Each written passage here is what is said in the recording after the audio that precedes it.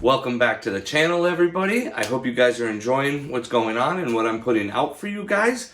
I'm trying to get more and more videos out for you guys as I'm in rebuilding of this car again. Well, not rebuilding, changing anything. Oh, as you can see, we've been going, I've talked you through the radiator, the intercooler, the turbo kit redo, the AC, which we're still, once I go to make the lines, there's going to be more on the AC install and all that. Well, tonight, what we're going to start building is our own catch can.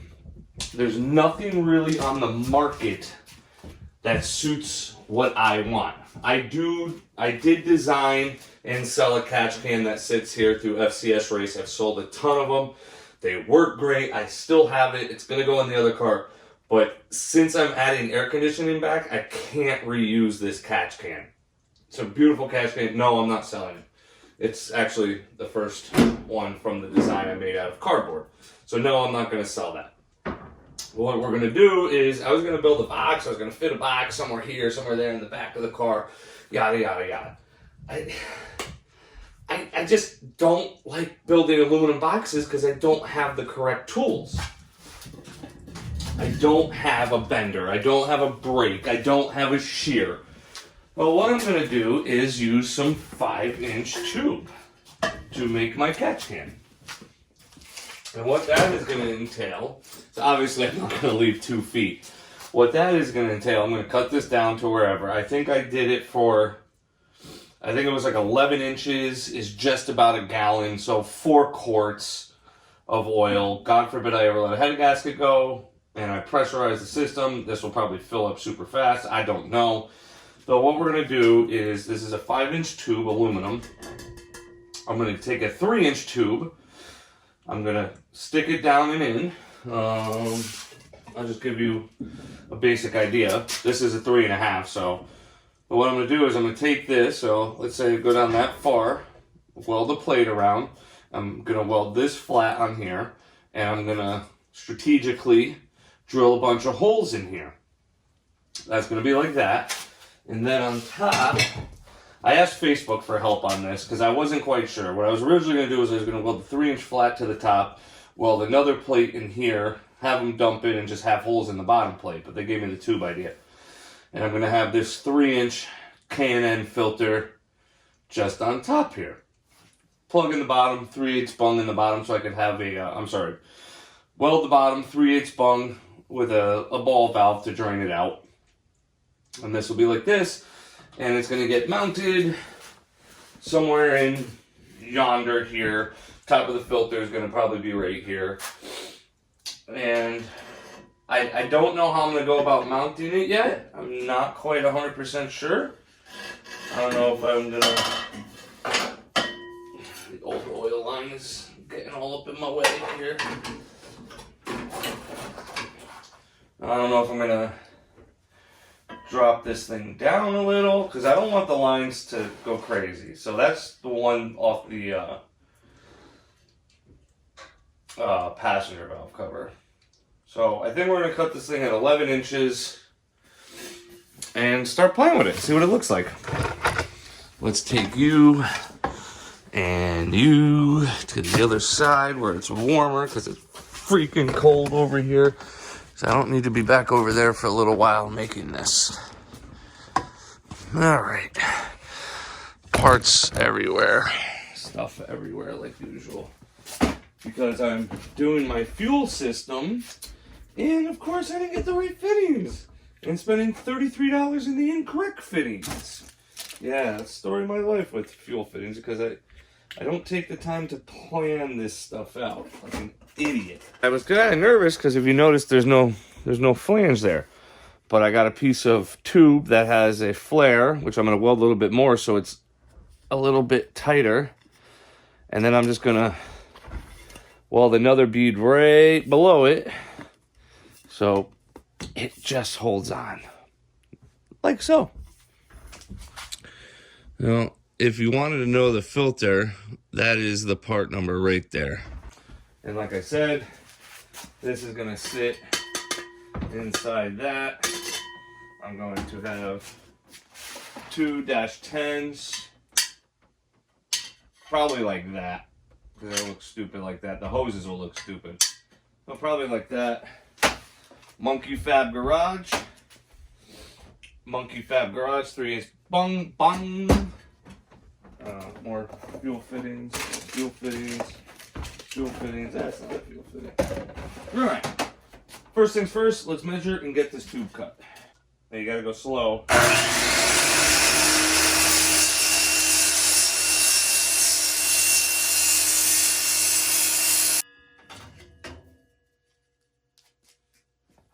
you know what? Pretty nice cut for that saw. For being what it is. Start of our catch can. So, staying with me, 5-inch tube cut down to 11 inches. This is a 3-inch tube. I think this is China aluminum too, actually. Cut down to 3 inches. 3-inch tube, 3 inches. You with me? All right. There we go. That's gonna be that. Boom. And that's gonna sit just like that. All right. I don't have any 090s, so I'm gonna make this at 125. It's gonna suck.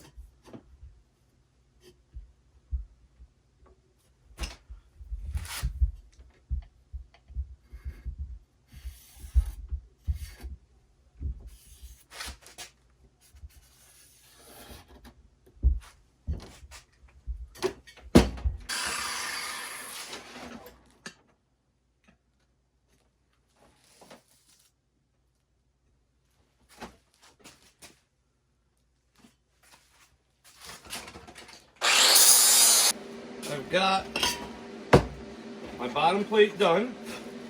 Look at that, nice, huh? Welded on the backside. I think I mentioned to you that guys before. I obviously did not need to weld it. It's the bottom, it's the drain. But I wanted to try it and start doing it more that way. I wish I could do the side fittings that way, but I'm not going to be able to. So there's the bottom, ready to get welded on. Here's the top.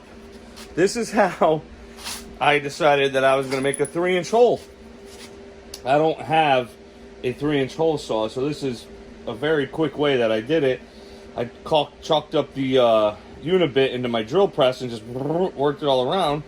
I'm going to grab my deburring bit and just knock this out and smooth it out real quick. It doesn't need to be 100% perfect. I just got to get the 3-inch tube and not have any huge gaps. Got the bottom welded on it. I just got to punch some holes through this as well. Is it perfect? No, I'm going to have some gaps to fill in, but that's not a big deal to me. You know, the weld will do it. So before I weld this to this, I need to drill this, lay a bead all the way around on this, and lay this thicker and drill this out.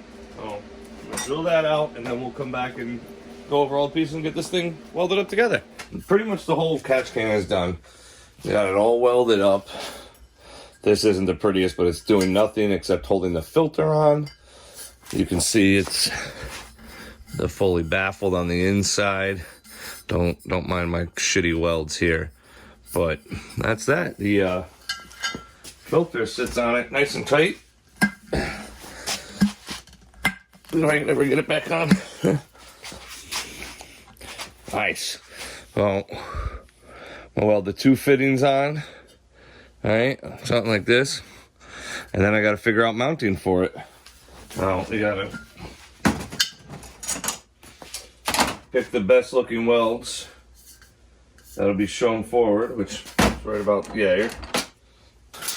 I should make like a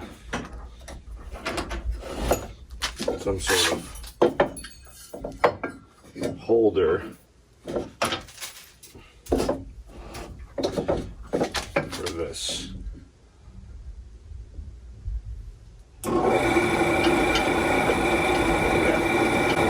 Feels nice and safe.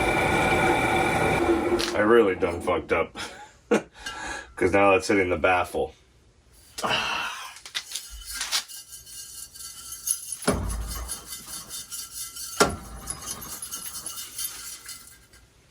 Lesson learned. That's all.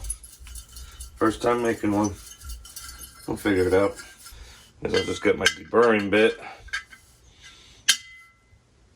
open it up.